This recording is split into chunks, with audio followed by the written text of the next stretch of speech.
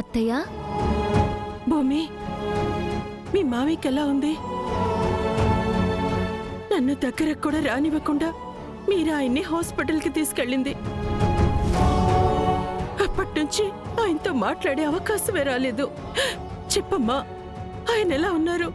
నువ్వు చూసావా? లేదత్తయ్య, హాస్పిటల్ నుంచి తీసుకొచ్చేశారు. మావయ్యకి ఫోన్ ఇస్తాను, మాట్లాడతారా? వద్దు,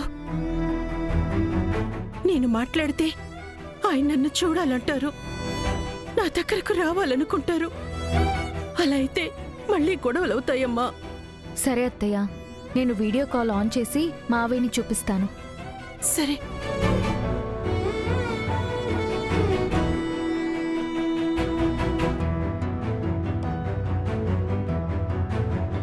ఏమండి, టాబ్లెట్.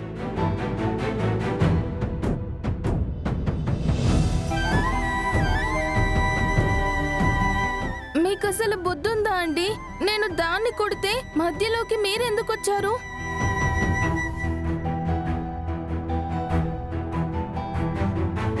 దెబ్బ ఇంకొంచెం బలంగా తగిలుంటే మీ ప్రాణాలకి ప్రమాదమని డాక్టర్ గారు అన్నారు. మీరా, శారదకి ఏదైనా జరిగితే నేను చూస్తూ ఊరుకోను. తన కోసం ఏదైనా చేస్తాను, ఎంతకైనా తెగిస్తాను. అయితే మరి నేనెవరండి? మీ నీడలా తిరిగే భార్యనా? అసలు ఇదంతా కాదండి. ఆ శారద మీద మీకున్నది ప్రేమ కాదు, అదంతా పిచ్చి. ఏం మాట్లాడుతున్నావు మీరా? నిజంగానే అసలు ఆ శారద మీకేదో మందు పెట్టుంటుంది.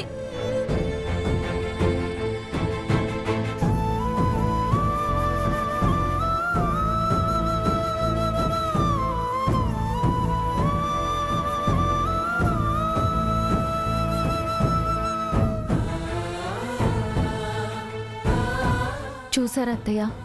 చూశాను, మాటలు కూడా విన్నానమ్మా.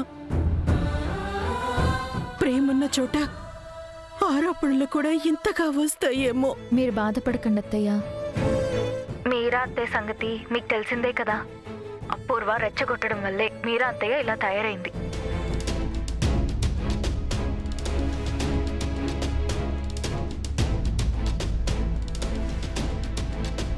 నమస్కారం స్వామీజీ. నమస్కారం అమ్మా. ఏంటి విశేషం?